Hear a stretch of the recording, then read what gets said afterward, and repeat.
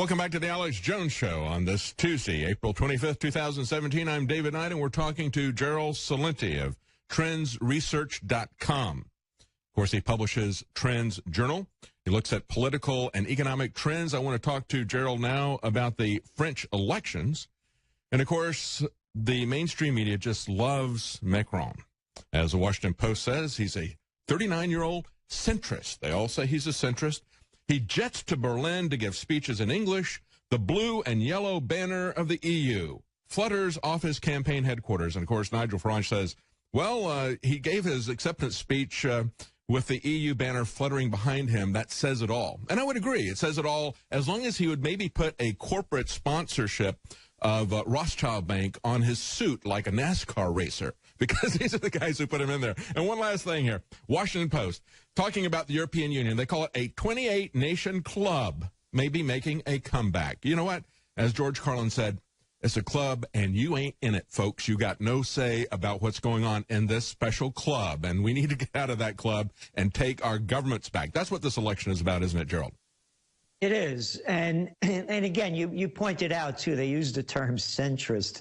Oh, yeah, what's a centrist? I mean, it's so moronic. Call it right wing, left wing. You know, grow up. And when you look, you know what the French people just did? They're putting in their Obama. That's all this guy is. Yes.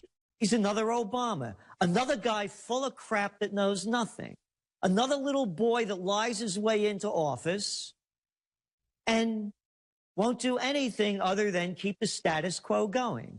Another little liar that plays whatever is being played out, capitalizes on it, wins over those people, and then plays the centrist role, which actually means keeping the club, as you mentioned, George Carlin, we're not members in it, never will be, keeping them alive so they can rape every dime and life out of us that they can.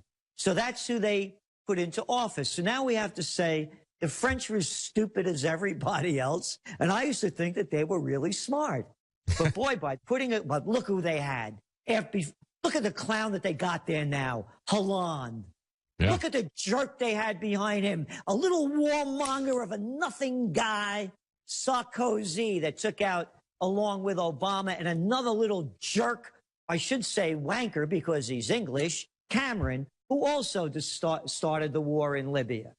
So when you look around the world and look what you have, I guess the people are getting what they deserve because they're putting in one little jerk after another.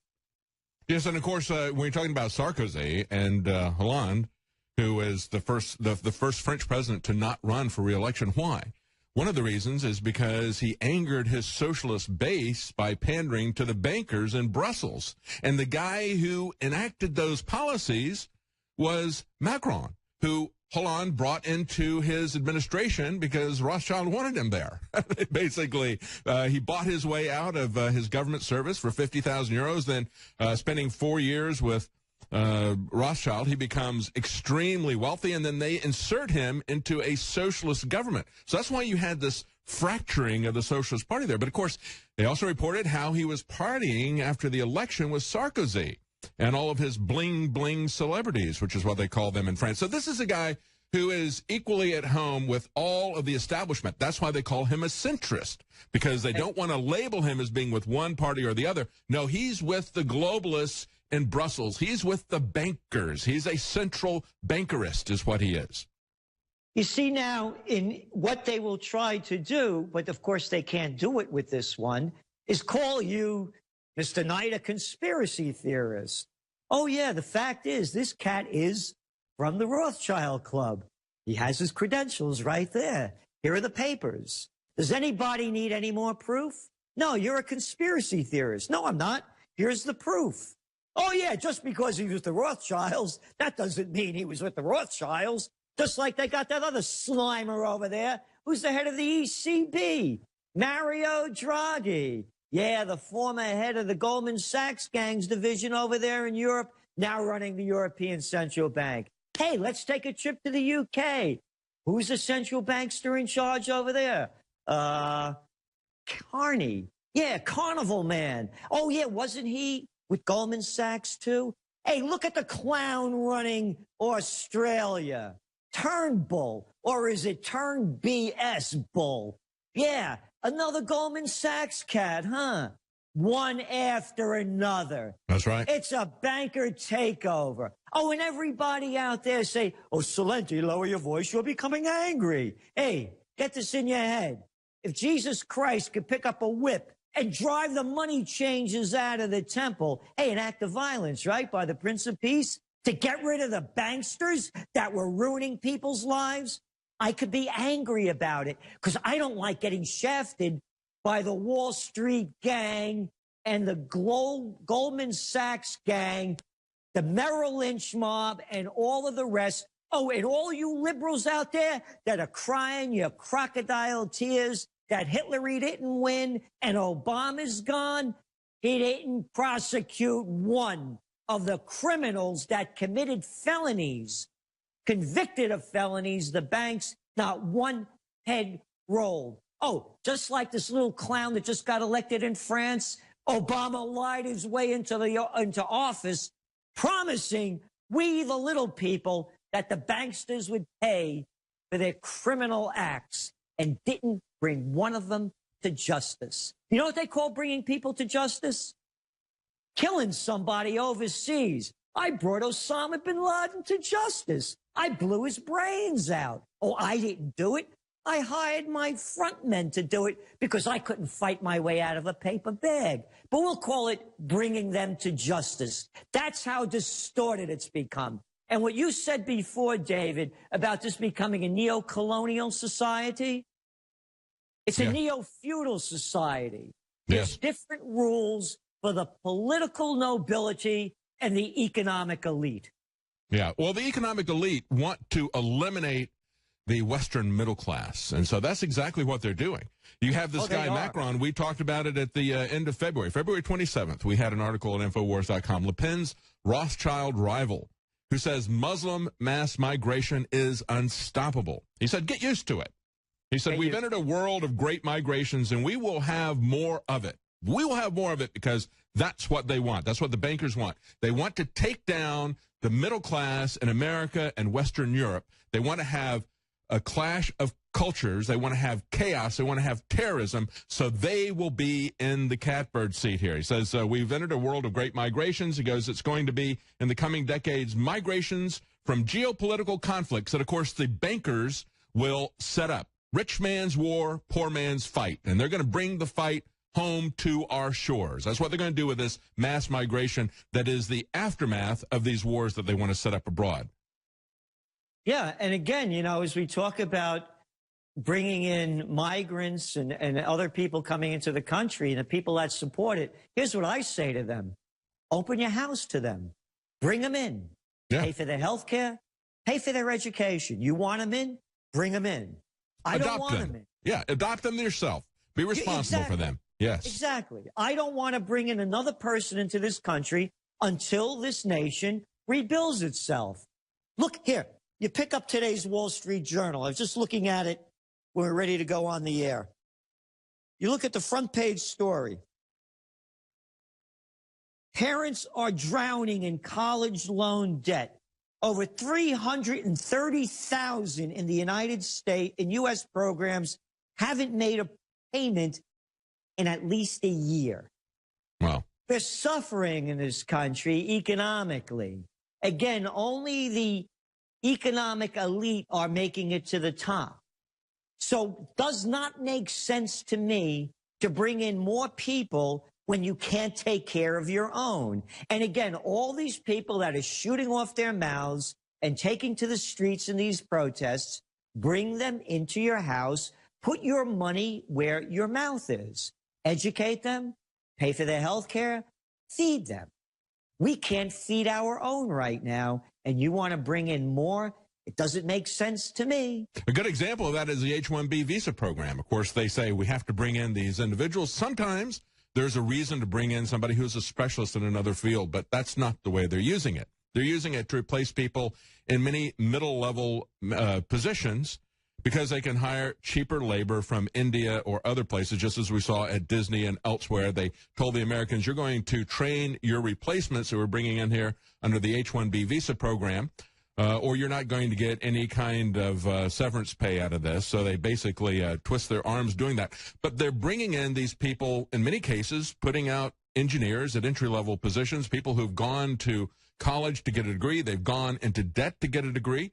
But also we have illegal aliens who come in here under the Dreamer program. And, Gerald, they get in-state tuition because even though, at any state that they want to go to.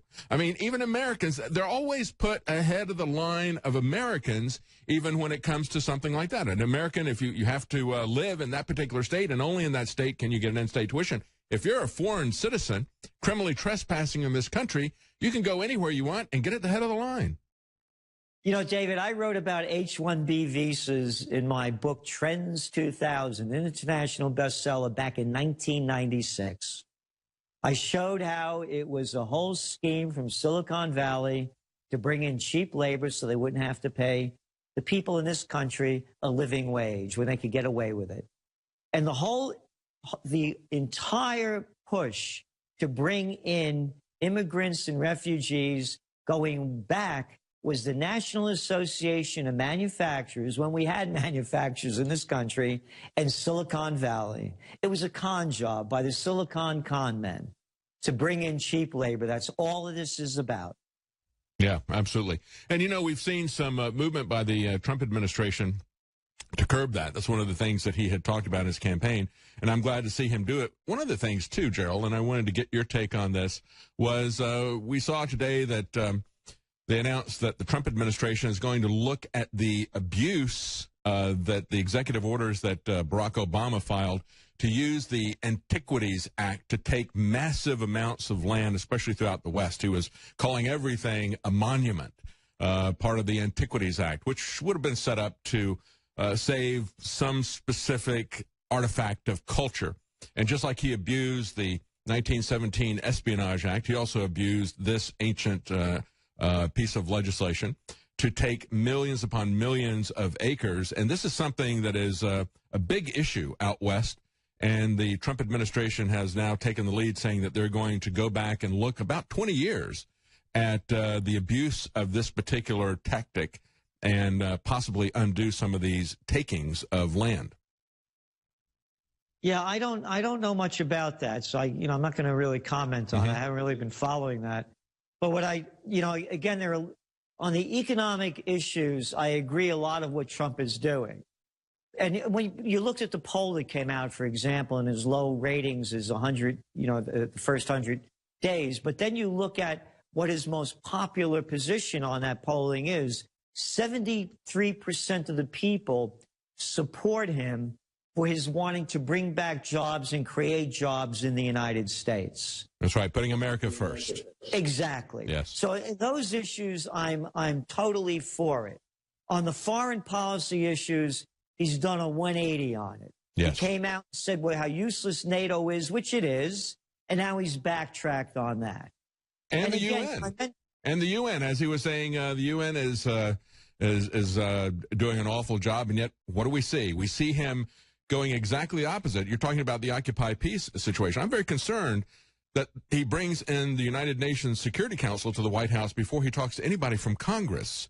And it sounds like the type of thing that we saw going back a few years ago when Jeff Sessions was talking to Leon Panetta. We all remember that clip. And Jeff Sessions is saying, well, what would you do? And and Leon Panetta says, well, we might notify you after the fact, but we're going to make the decision with the UN and with NATO, and we might advise Congress after the fact. And Jeff Sessions says, wait a minute, you're a congressman. You know what the Constitution says. Congress is supposed to declare the war according to the law. And they have this back and forth. But now it looks like that's what's going on with North Korea. We'll have to wait and see. But it certainly is troubling for me to see the order in which this is happening. First the UN, then the Senate, then the House is going to be advised by the White House.